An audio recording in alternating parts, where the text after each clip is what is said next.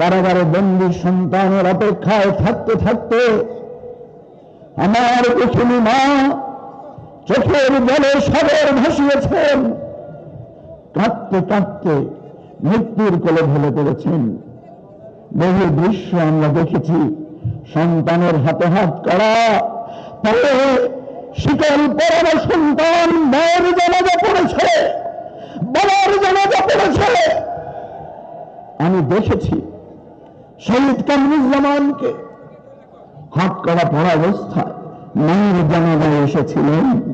আমি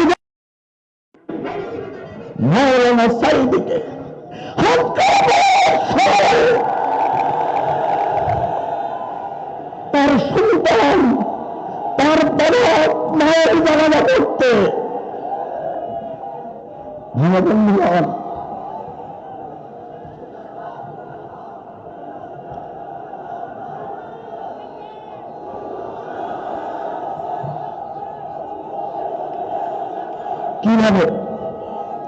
কিভাবে নৃশংসভাবে আবরার ফাহাদকে হত্যা করা হয়েছে, কিভাবে বিশ্বজিৎ একটা নিরীহ একজন দর্জির দোকানে চাকরি করত, অল্প টাকায় সংসার চালাতো, মায়ের জন্য ওষুধ কিনত, বাবার জন্য লুঙ্গি তুলে নিয়ে যেত।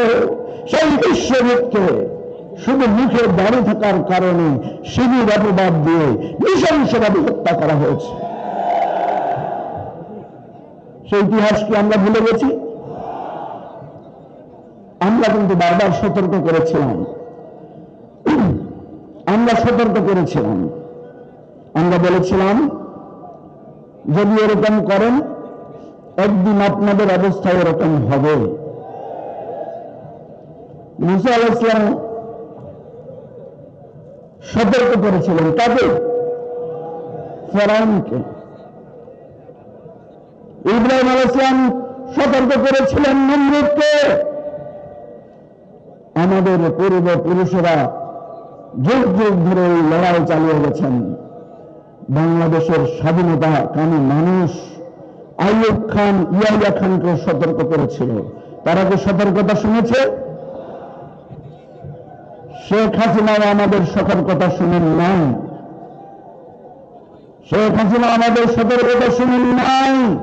চোপড় পাওয়া যাবে কিনা, যে চোপড় দিতে পারবে আনে রাজাকে, যে চোপড় পড়াইতে পারবে তারে রাজ্যের অর্ধেক দান করা হবে। মাইকিং করা হলো, এক লোক আসি কয় আমার কাছে চোপড় আছে, রাজা সাহেবের আমি এটা পড়াইতে পারবো। তোদের তো খুশি, পাওয়া গেছে চোপড়।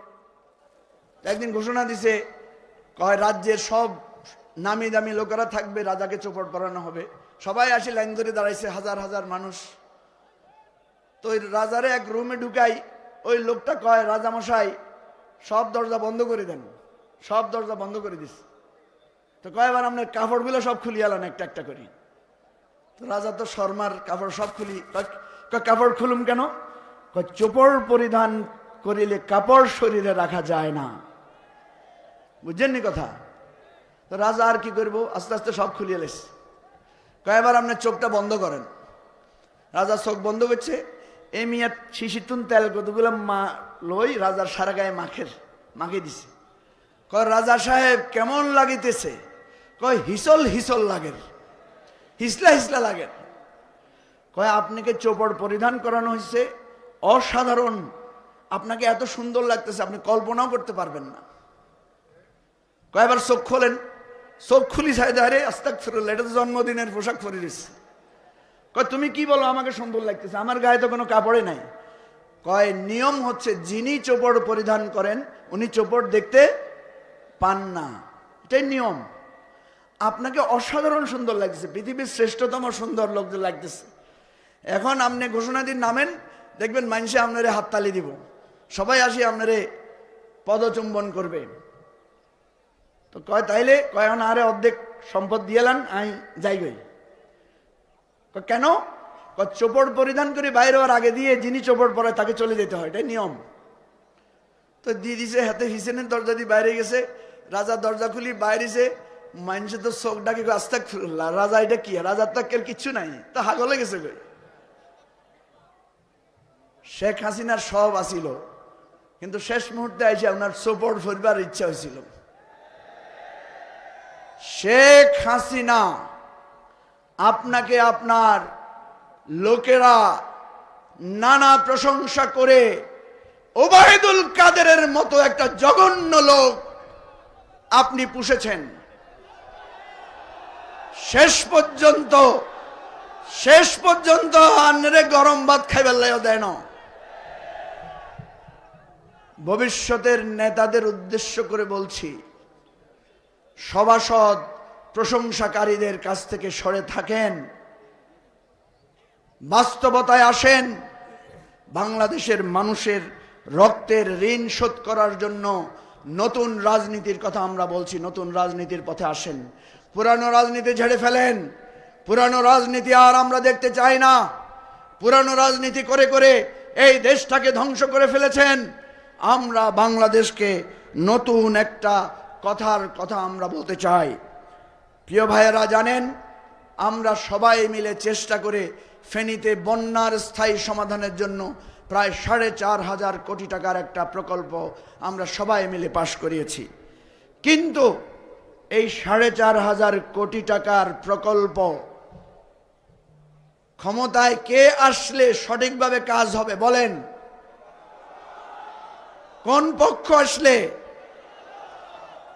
ফেনীবাসী, ও ফেনীবাসী, 4.5 কোটি টাকার ফেনীর বাঁধ রক্ষার বাজেট পাস হয়েছে।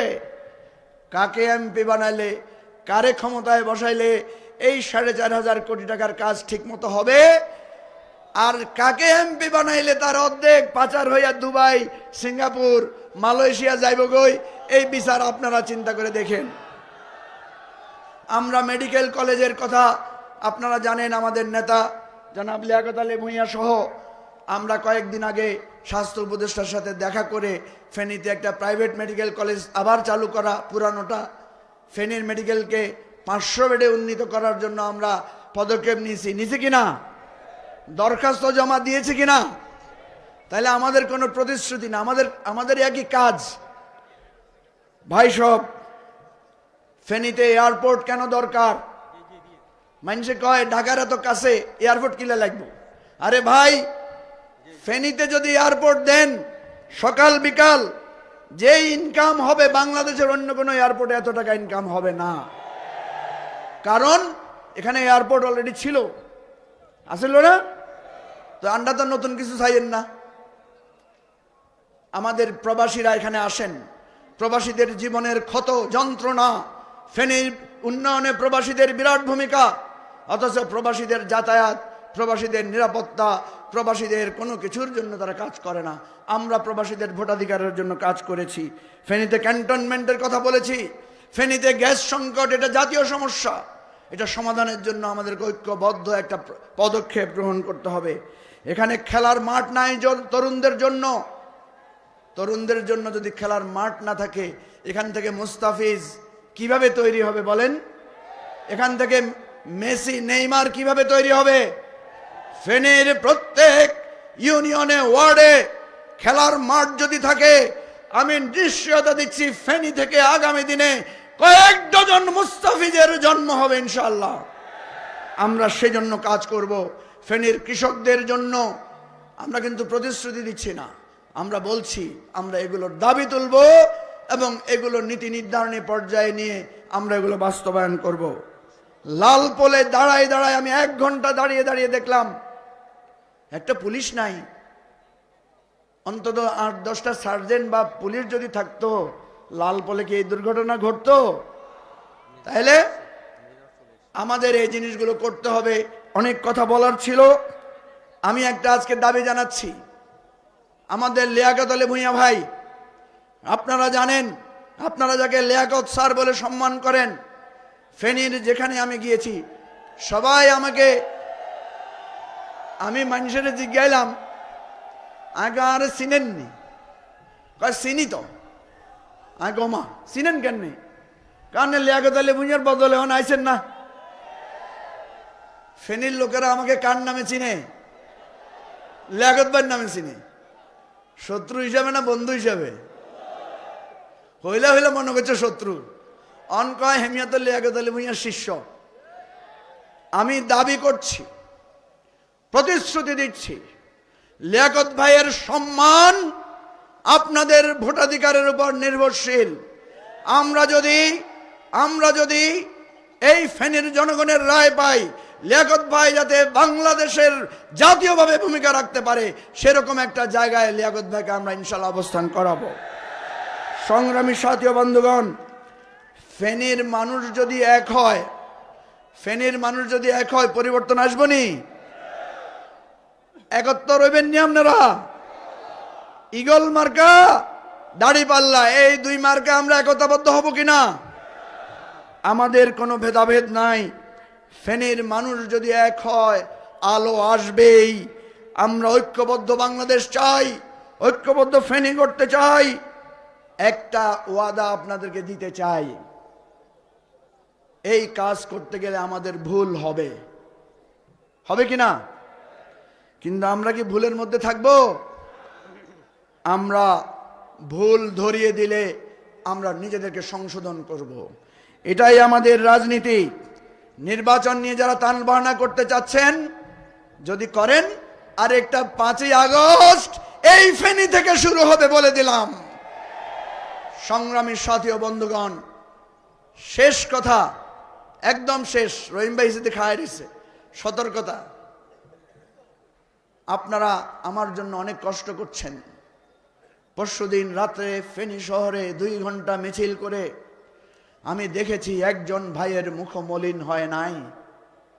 আমি ভাইদেরকে, বোনদেরকে বলবো, ফ্যামিলিতে যদি 2টা সন্তান থাকে, একটা যদি ভালো স্বাস্থ্যবান সুন্দর হয়, আর একটা যদি একটু কালো হয়, একটু অটিস্টিক হয়, একটু প্রতিবন্ধী হয়, মা বাবা কার দিকে যত্ন বেশি নেয়? সুন্দরগার দিকে বেশি নেয় না জিয়া একটু কষ্টে ল্যাংড়া খোঁড়া হিয়ার দিকে বেশি যত্ন নেয়? জিয়া একটু অসুস্থ, হিয়ার যত্ন নেয় না? আপনারা এতদিন আপনাদের সুন্দর সুস্থ নূরের চেহারা লিয়াকত ভাইয়ের জন্য কষ্ট করছেন। এখন ল্যাংড়া খোড়া একটা কালা মানসিক আইছে, যত্ন কি কম নিবেন, সমান নিবেন না বেশি নিবেন? আমি কি দাবি করতে পারি কিনা আপনাদের চেয়ে বেশি? আগে যদি 2 ঘন্টা কাজ করতেন, এখন আধা ঘন্টা করবেন নাকি? কয় ঘন্টা করবেন? 4 ঘন্টা করবেন নি? ইনশাআল্লাহ আমি মনে করি যদি আমরা সবাই মিলে আমাদের 3টা আসনে কাজ করি, ফেনীর 3টা আসনই আমরা জাতীয় উন্নয়নের জন্য উপহার দিতে পারবো। খোদা হাফেজ। বাংলাদেশ জিন্দাবাদ। 11 দলীয় ঐক্য জয় হোক। আসসালামু আলাইকুম রহমতুল্লাহ।